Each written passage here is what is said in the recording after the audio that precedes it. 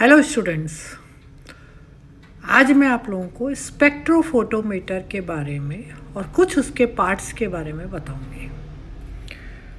A spectrophotometer is an instrument that measures the amount of photons, that is, the intensity of light absorbed after it passes through sample solution.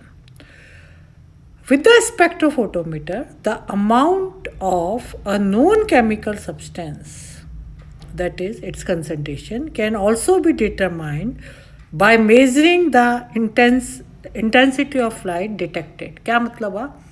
Spectrophotometer से एक instrument है जिससे हम intensity of light absorbed and also the transmitted, मतलब कोई भी जैसे solution जिसमें आपको पता लगाना है कि उसमें कितना सब्सटेंस डिजॉल्व हुआ है, तो वो कितनी लाइट एब्जॉर्ब करता है और कितनी ट्रांसमिट करता है, उसको मेज़र करने का एक इंस्ट्रूमेंट है। इसको मैंने जैसे आपको पिछले वीडियो में भी दिखाया था कि ये लैम्बर्ट बियर लॉ पे बेस्ड होता है, और उस लॉ को भी मैंने आपको समझा दिया था। Spectrophotometer is an analytical instrument used to quantitatively measure the transmission or reflection of visible light. मतलब कितनी लाइट वो ट्रांसमिट करता है या जो सब्सटेंस आपने उस पर डाला है सॉल्यूशन में, वो सब्सटेंस कितनी एब्जॉर्ब करता है, दोनों ही चीज़ें अपन मेजर करते हैं, that is absorbance and transmittance. Spectrophotometers measure intensity as a function of light source wavelength. Spectrophotometer can be divided into 5 categories according to the wavelength and application of it. 5 तरह के होते हैं spectrophotometer. First is VIS spectrophotometer, second is UV VIS spectrophotometer, third is infrared spectrophotometer, fourth is fluorescence spectrophotometer, and last is your atomic absorption spectrophotometer. तो 5 तरह के होते हैं। किस तरह की वो लाइट यूज़ करते हैं या वेवलेंथ यूज़ करते हैं, उस बेसिस पे हमने 5 तरह के स्पेक्ट्रोफोटोमीटर आपको बताए हैं। A spectrophotometer consists of 3 primary components. Spectrophotometer का जैसे मैंने रे डायग्राम भी बनाया है पिछले अपने वीडियो में कि मेजर जो होते हैं 3 कंपोनेंट चाहिए होते हैं। एक लाइट सोर्स, मतलब जो आपके विजिबल लाइट दे। सेकंड कौन सा होगा? आपका जो आपके जैसे प्रिज्म या कुछ भी होता है जो कि विजिबल स्पेक्ट्रम को डिसॉल्व कर देता है और जो वेवलेंथ आपको चाहिए वो दे देता है। And third is your detector which collect the remaining light. 3 चीज़ें होंगी ना इसमें। एक तो हुआ लाइट सोर्स ने लाइट दी। फिर एक ऑप्टिक्स होती है जिसको हम प्रिज्म कहते हैं, जो कि विजिबल लाइट को नेचुरली विजिबल स्पेक्ट्रम में डिसॉल्व करेगा, और उसके बाद जो भी वेवलेंथ आपको चाहिए जिस पर कोई सब्सटेंस मैक्सिमम एब्जॉर्ब करता है लाइट का, वो वाला आपको ऑप्टिक चाहिएगा। और तीसरा होगा आपके जो बची हुई लाइट है उसको कलेक्ट करेगा, जिससे वो डिटेक्ट करेगा कि कितनी लाइट जो है वो ट्रांसमिट की गई है या एब्जॉर्प्शन के बाद कितने लाइट बची हैं। What is absorbance? एब्जॉर्बेंस मैं आपको पिछले वीडियो पे बता चुकी हूँ। Absorbance is measure using a spectrophotometer और microplate reader, which is an instrument that shines light of specific wavelength through a sample and measures the amount of light that the sample absorb. ये actual में जो sample जितनी light absorb करता है वो अपन absorbance से measure कर देते हैं, और जितनी लाइट वो वापस छोड़ता है वो अपन ट्रांसमिटेंस से मेज़र कर देते हैं। अब स्पेक्ट्रोफोटोमीटर में ब्लैंक क्या होता है? ब्लैंक से पहले अपन ये मैंने थोड़ा सा लैम्बर्ट बियर लॉ बताया है आपको कि what is Lambert Beer law. मतलब लैम्बर्ट लॉ अलग है, बियर लॉ अलग है, और दोनों को अगर आप मिला दो तो it is known as Beer Lambert और Lambert Beer law. The amount of energy absorbed और transmitted by a solution is proportional to the solution's molar absorptivity and the concentration of the solute in it. In simple terms, a more concentrated solution will absorb more light than the more dilute solution does. Simple सा है कि कोई भी जो solution है वो light का या एनर्जी का कितना पार्ट एब्जॉर्ब करता है या कितना ट्रांसमिट करता है, वो उसमें प्रेजेंट सॉल्यूट के कॉन्सेंट्रेशन के डायरेक्टली प्रोपोर्शनल होता है.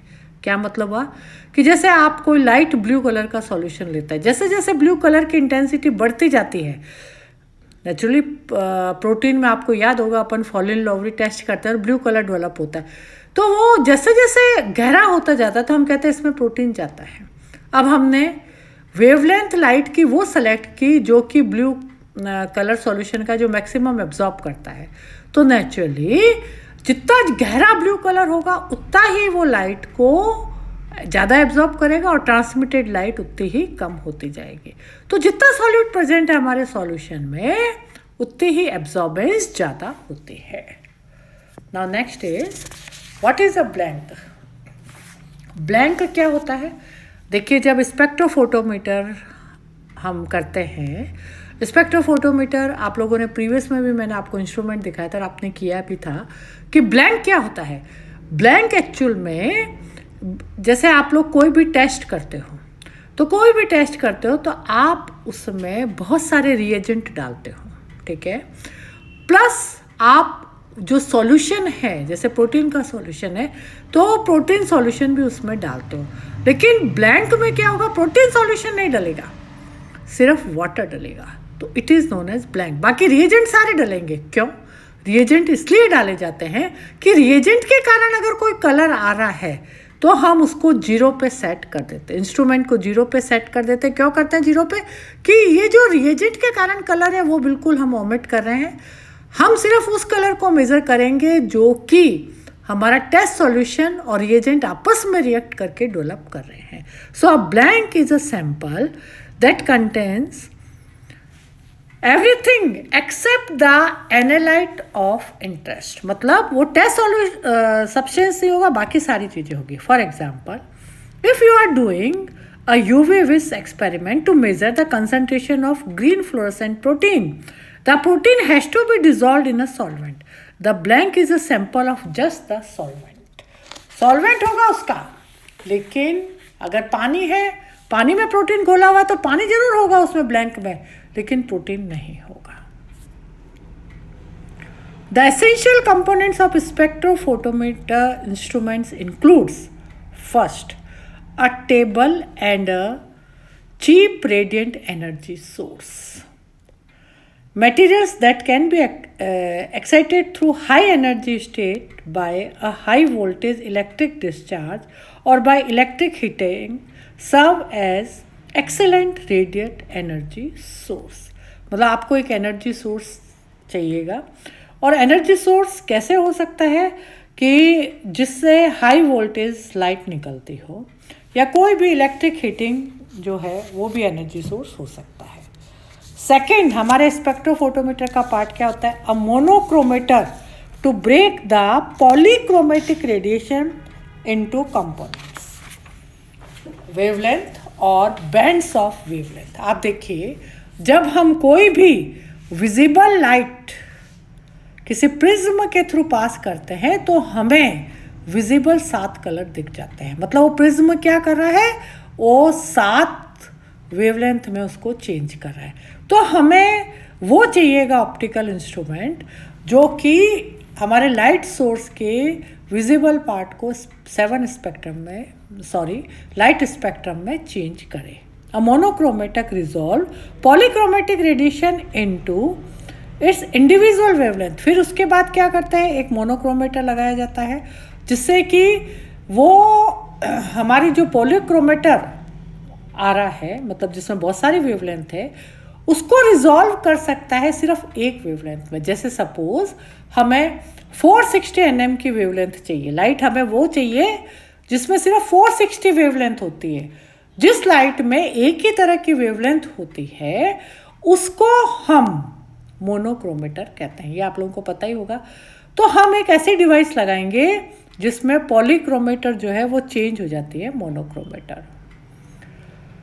A prism disperses the polychromatic light from the source into its constituent wavelength by virtue of its ability to reflect different wavelengths to different extent. Prism का काम मैं आपको बार बार समझा ही चुकी हूँ। Two types of prism are usually employed. Commercial instruments employed in commercial instruments. कौन कौन से prism हम use करते हैं? They are 600 Corona quartz prism and 300 Littrow prism. Now next is grating. Grating क्या होता है? Grating are often used in monochromators of spectrophotometer operating ultraviolet, visible and infrared region. Now the third part is transport vessel. मतलब अपन जो हमारा test solution है वो किस में रखेंगे?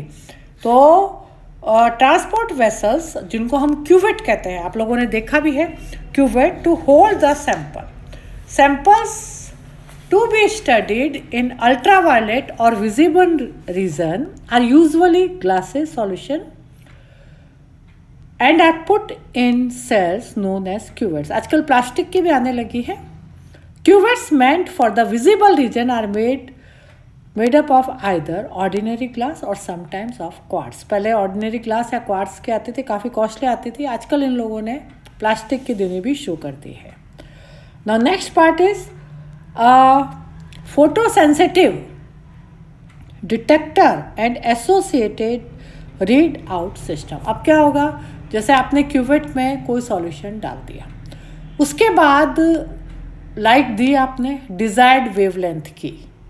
डिजायर्ड वेवलेंथ ये कैसे? पहले लाइट सोर्स और प्रिज्म में पास हुई, प्रिज्म से मोनोक्रोमेटिक लाइट जो है वो पास हुई हमारे टेस्ट सॉल्यूशन में। टेस्ट सॉल्यूशन आपने कहाँ रखा है? क्यूवेट में। क्यूवेट किसकी बनी हुई होती है? ग्लास के। तो अब क्या हुआ कि उस जो सॉल्यूशन ने लाइट का पार्ट कुछ एब्जॉर्ब किया और कुछ बाहर निकाल दिया। अब बाहर निकला हुआ पार्ट को भी डिटेक्ट करना है हमें। So the fourth part is a photosensitive detector and an associated readout system. Most detectors depend on photoelectric effect. The current is then proportional to the light intensity and therefore measures of it. Radiant detectors generate electric signals. Detectors generate electric signals which are proportional to transmitted light. These signals need to be translated into a form of that is easy to interpret.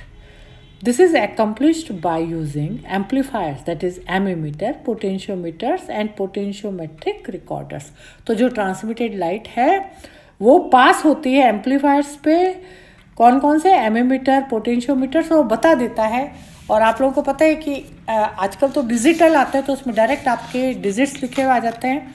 ये तो पहले ही एमीमीटर, potentiometer जो है इसमें needle घूमती रहती थी और उससे हम पता लगा देते थे कि कितनी ट्रांसमिटेंस है या कितनी एब्जॉर्बेंस है। Then some of the major application of a spectrophotometer include the following: detection of concentration of substances, detection of impurities, structure, elucidation of organic compounds, monitoring dissolved oxygen content in freshwater and marine ecosystem, characterization of protein, detection of functional groups, respiratory gas analysis in hospital. तो ये हमारे कुछ spectrophotometer के uses हैं कि कोई भी substance की कितनी कंसंट्रेशन है, कितनी इम्प्योरिटीज़ है, किसी ऑर्गेनिक कंपाउंड का स्ट्रक्चर क्या है, फ्रेश वाटर या मैरीन इकोसिस्टम में कितना ऑक्सीजन डिजॉल्व है, और प्रोटीन्स या बहुत सारे शुगर्स, इन सब का हम डिटेक्शन भी कर सकते हैं। देन अदर यूजेस क्या है? Molecular weight determination of compounds, The visible and UV spectrophotometer may be used to identify classes of compounds in both the pure state and in biological preparations. Then, this is all about your spectrophotometer. Thank you.